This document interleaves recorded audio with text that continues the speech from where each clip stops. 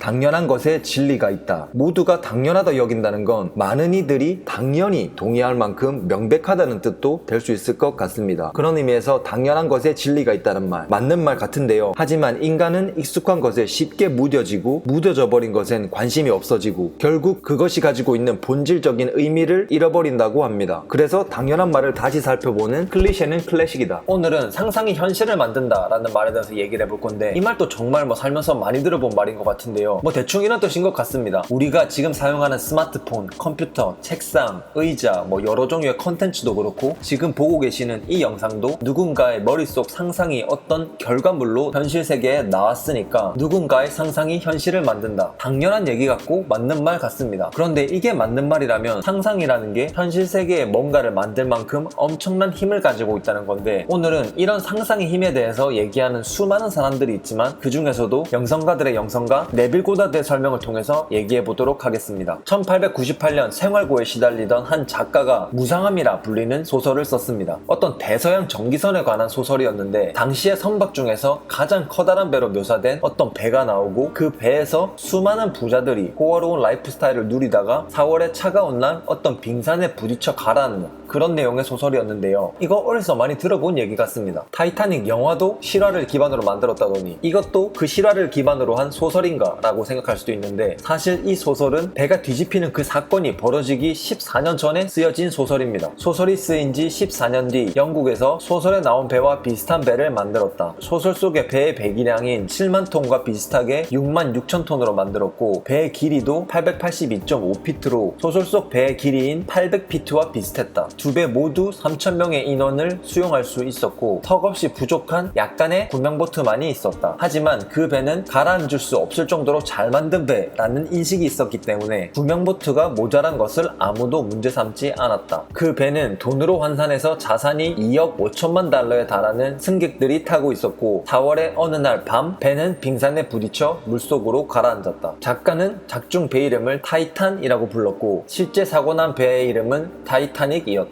네빌 고다드는 이 작가가 상상의 엄청난 힘을 알았다면 이런 소설을 쓰지 않았을 것이다 라고 말하며 상상의 힘에 대해서 든 수많은 예들 중에 한 가지의 예로 이 예를 보여줬습니다. 누군가의 상상이 저런 비극을 만들었다는 게 말이 되냐 싶기도 하지만 확실히 좀 신기한 우연 같기는 합니다. 상상 속의 활동이 물질적인 결과를 만들어낼 수 있다면 우리가 살고 있는 세상이란 본질적으로 상상의 세계에 그 근원을 두고 있다고 말할 수 있다. 만약 이것을 증명하려 한다면 자신의 상상 속에서 어떤 일들이 벌어지고 있는지를 관찰한 후에 그것과 상응하는 외부의 결과가 일어나는지 그렇지 않을지를 살펴보면 된다. 여기서 중요한 것은 자신의 상상 속에서 어떤 일들이 벌어지는지 관찰해야 한다고 말했습니다. 예를 들면 내 머리 위에서 어떤 존재가 내 머릿속에서 일어나는 생각들을 다 볼 수 있다고 가정하면 우리가 하는 상상, 생각들은 어떤 것들이 있을까요? 내가 원하는 것을 현실로 가져오기 위한 행동이 일어날 만한 어떤 생각이나 아이디어 같은 거를 떠올리고 있을까요? 인간은 굳이 자신의 상상이라는 힘을 이용해서 약간의 불편함을 감수하더라도 다른 곳 혹은 더 높은 곳을 상상하고 그 방향으로 내가 가는 길을 틀어가는 방법 외에는 크게 자신을 바꿀 수 있는 방법이 없습니다. 왜냐면 우리의 정신의 90%를 차지하고 있는 이 무의식은 상상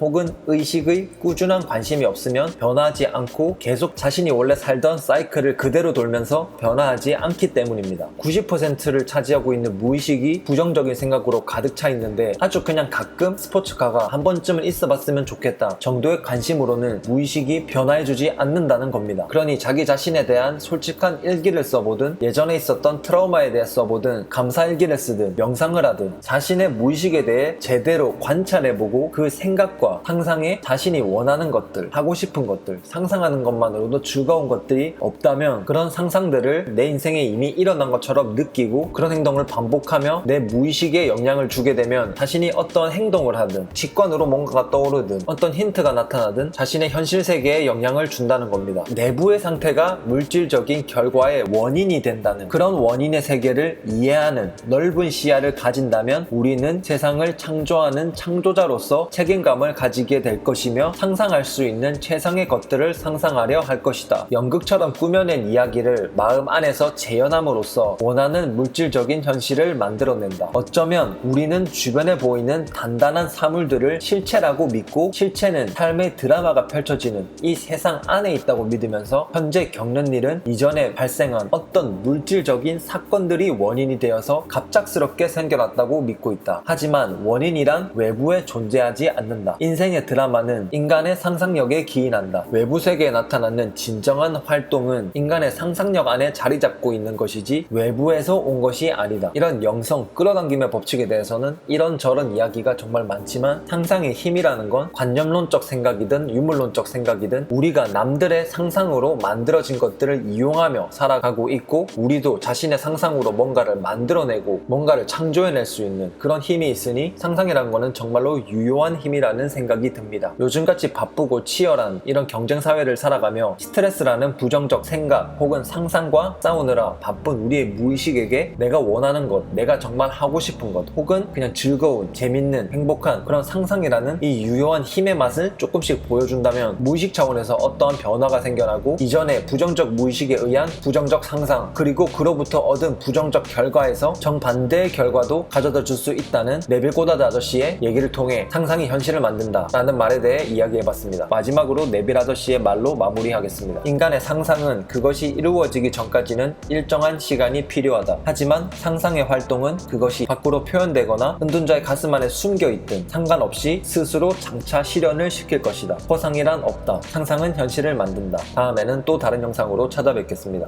감사합니다.